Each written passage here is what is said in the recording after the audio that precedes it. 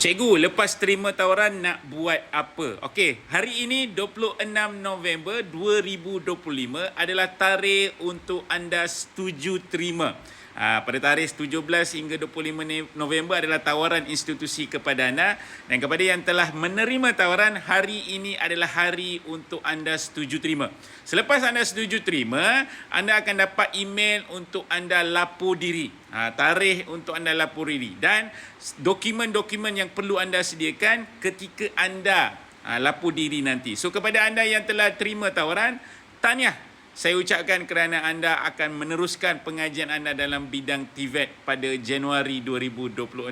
Kepada mereka yang tidak dapat apa-apa tawaran sehingga semalam, jangan risau, anda boleh buat rayuan pada 1 Disember 2025 untuk anda buat rayuan supaya anda boleh dapat program-program yang mungkin yang sebelum ini anda mohon tak dapat, mungkin boleh cuba program-program lain ataupun dengan institusi-institusi lain.